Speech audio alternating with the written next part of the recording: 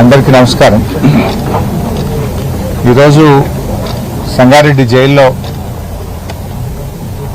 కాంగ్రెస్ ప్రభుత్వం అక్రమంగా అరెస్ట్ చేసి నిర్బంధించినటువంటి 13 మంది బీఆర్ఎస్ కార్యకర్తల్ని పరామర్శించడం జరిగింది. ఈ కేసే ఒక అక్రమ కేసు.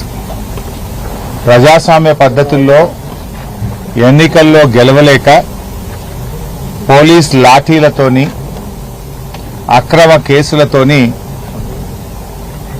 ఇవాళ గెలవాలనేటువంటి ప్రయత్నం కాంగ్రెస్ పార్టీ చేసింది. నిజంగా చెప్పాలంటే మెదక్లో బీఆర్ఎస్ పార్టీ ఒక సీట్ ఎక్కువ గెలిచింది. ఎన్నికలకు ముందు రోజు ఎమ్మెల్యే గారు అర్ధరాత్రి 12:30కు ఎందుకు ఆ వార్డులోకి వెళ్లారు? ఇది ఎన్నికల నియమ నిబంధన ఉల్లంఘన కాదా? సాయంత్రం 5 గంటలకు ప్రచారం ముగిసింది. 5 గంటల తర్వాత ఎవరూ ప్రచారం చేయడానికి వీల్లేదు. ఆ వార్డుకు సంబంధం లేని ఓటర్లు ఆ వార్డుల్లో తిరగకూడదు. మరి ఆ వార్డుకు ఎందుకు ఎమ్మెల్యే గారు రాత్రి 12:30కు 4 కార్ల కాన్వాయ్తో వెళ్లారు? 4 కార్ల కాన్వాయ్తో వెళ్లి అక్కడ ఒక ముస్లిం మహిళ ఇంటికి వెళ్లి ఆ మహిళను బెదిరించి ఆ మహిళ ఛాతి మీద చెయ్యి వేసి నైటీని చింపే ప్రయత్నం జరిగింది. ఎమ్మెల్యే గారు గన్మెనే దాడి చేసినాడు. సో ఒక ముస్లిం మహిళ మీద దాడి చేసినప్పుడు, ఆమె ముస్లిం మహిళ ఛాతి మీద చెయ్యి వేసి దాడి చేసినప్పుడు సహజంగానే ప్రజల్లో ఆవేశం వస్తుంది కదా.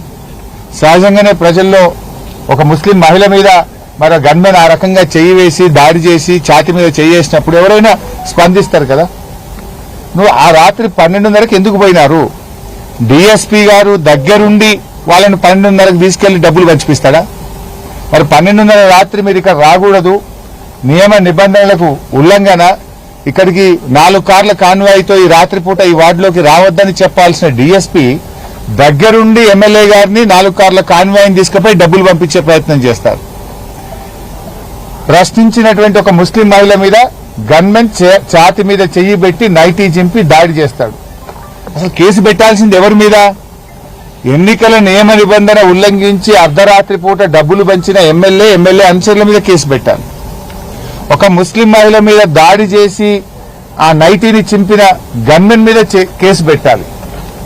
కానీ మీరు వాళ్ళ మీద కేసు పెట్టారు. అన్యాయాన్ని ప్రశ్నించినటువంటి బీఆర్ఎస్ కార్యకర్తల మీద అక్రమ కేసులు పెట్టి ఈరోజు సంగారెడ్డి జైల్లో నిర్బంధించారు. ఇంకా బాధాకరమైన అంశం ఏంటంటే అరెస్ట్ అయినటువంటి 13 మందిలో 6 ఎస్సీలు. ఈ ఎస్సీల మీదనే ఎస్సీ ఎస్టీ కేసులు పెట్టారు. ఇది ఎక్కడ భారతదేశంలో ఉంటుందా? అంటే ఎంత ఆగమాగం ఉన్నారంటే 307 సెక్షన్ పెట్టినారు. 307 సెక్షన్ ఇంపోజ్ చేయాలన్నప్పుడు ఒక పిటిషన్ వస్తే ఎవరికైనా ఇంజురీ జరిగిందా, ఇంజురీ జరిగితే అతన్ని హాస్పిటల్కి తీసుకెళ్లి మెడికల్ రిపోర్ట్ తెప్పించి గాయమైందని చెప్పి డాక్టర్లు నిర్ధారిస్తే 307 సెక్షన్ ఇంపోజ్ చేస్తారు. అసలు మెడికల్ రిపోర్ట్ లేదు, ఇంజురీ జరిగిందే లేదు, గాయం అయిందే లేదు. గాయం కాకపోయినా 307 సెక్షన్ పెడతారు. ఎస్సీల మీదనే ఎస్సీ ఎస్టీ కేసులు పెడతారు. అంటే ఎంత గుడ్డిగా ఈరోజు పోలీసులు అధికార పార్టీకి కొమ్ము కాస్తున్నారో మనకు అర్థమైతా ఉంది. నేను ఆ పోలీస్ అధికారులను కూడా హెచ్చరిస్తా ఉన్నా. ఇలా మెడికల్ రిపోర్ట్ లేకుండా ఎస్సీల మీద ఎస్సీ ఎస్టీ కేసులు పెట్టి ఇష్టారాజ్యంగా మీరు మా వాళ్ళని అరెస్ట్ చేస్తుంటే రేపు వీటన్నిటికీ మీరు సమాధానం చెప్పాల్సి వస్తుంది. చట్టం ఇవాళ కాకపోతే రేపైనా మిమ్మల్ని శిక్షించక తప్పదు. రేపు దీనికి తగిన మూల్యం మీరు చెల్లించుకోవాల్సి వస్తుంది. ఏం చెప్తే అది చేయడం కాదు కదా. ఇప్పుడు ఎమ్మెల్యే గారు రాత్రి 12:30కు ఎన్నికల నియామావళిని ఉల్లంఘించి రాత్రి 12:30కు ఆ వార్డుకి ఎందుకు వచ్చిండు? దీనికి సమాధానం చెప్పండి. 4 కార్ల కాన్వాయ్తో వచ్చిన ఎమ్మెల్యే మీద ఈ రోజు వరకు ఎందుకు కేసు నమోదు కాలేదు? 5 గంటలకు ప్రచారం అయిపోయింది. రాత్రి 12:30కు 10ల సంఖ్యలో ఫాలోవర్స్ వేసుకొని 4 కార్ల కాన్వాయ్తో వచ్చిన ఆ ఫాలోవర్స్ మీద ఎమ్మెల్యే మీద కేసు ఎందుకు పెట్టలేదు? ఆ వాహనాలు ఎందుకు సీజ్ చేయలేదు? దగ్గరుండి డిఎస్పీ ఎందుకు డబ్బులు పంచిచ్చాడో సమాధానం చెప్పండి. నంబర్ 1. నంబర్ 2, ఆ రోజు ఎమ్మెల్యే గారి కాన్వాయ్ కారు ఒక బీఆర్ఎస్ కార్యకర్త మీద ఎక్కించి ఆయన కాలు మీద నుంచి పోయిందని బీఆర్ఎస్ కార్యకర్త పిటిషన్ ఇస్తే నా మీద దాడి జరిగిందని పిటిషన్ ఇస్తే ఈ రోజు వరకు ఎందుకు కేసు నమోదు చేయలేదో సమాధానం చెప్పండి. నంబర్ 3, బీఆర్ఎస్ కార్యకర్త ఆటో మీద ఇద్దరు కాంగ్రెస్ గుండాలు పోయి పెట్రోల్ జల్లి అర్ధరాత్రి పూట ఆటో తగలబెడితే వీడియోలతో సహా సాక్ష్యాధారాలతో సహా పోలీస్ స్టేషన్కి వెళ్లి కంప్లైంట్ ఇస్తే 3 గంటలు పోలీస్ స్టేషన్లో కూర్చున్నా ఎందుకు దరఖాస్తు తీసుకోలేదు, ఎందుకు ఈ నిమిషం వరకు ఎఫ్ఐఆర్ చేయలేదో సమాధానం చెప్పాలి. సిఐ గారితో నేను మాట్లాడినా, డిఎస్పీ గారితో మాట్లాడాం, జిల్లా ఎస్పీతో మాట్లాడినాం.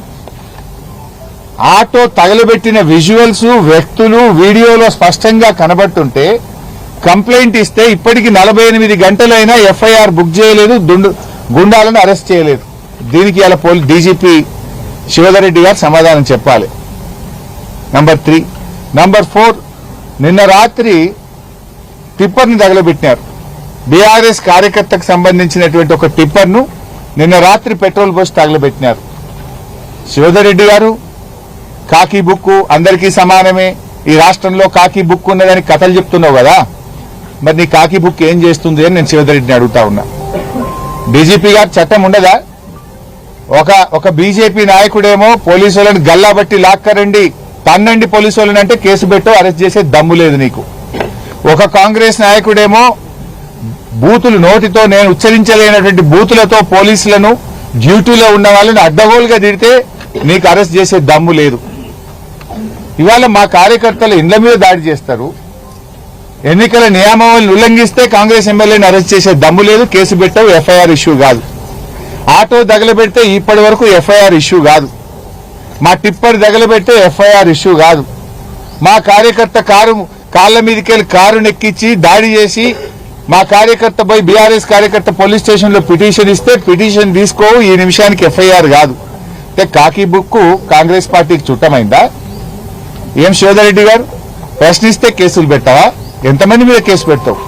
క్యాతన్పల్లిలో మా ఎమ్మెల్యే మాజీ ఎంపీ బాల్కా సుమన్ మీద అక్కడ 4 మీద కేసు పెడతావు. ఆమన్గల్లో బీఆర్ఎస్ కార్యకర్తల మీద కేసు పెడతావు.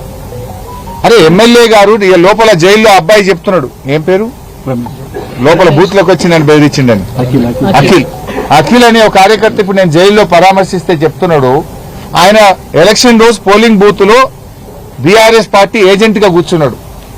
పోలింగ్ బూత్ లో వీడియో ఉంటుంది, లైవ్ పోలింగ్ బూత్ లో సీసీ ఫుటేజ్ ఉంటుంది. అక్కడ ఆ బూత్ లోకి వెళ్లి ఎమ్మెల్యే అఖిల్ అనే బీఆర్ఎస్ కార్యకర్తను నువ్వు బిడా నీ సంగతి చెప్తా, నువ్వు ఎవడరా బీఆర్ఎస్ ఏజెంట్ అని అడిగి బయటకు వచ్చినాక నిన్ను చంపేస్తా అని పోలింగ్ బూత్ లో పోలింగ్ ఆఫీసర్ల సమక్షంలో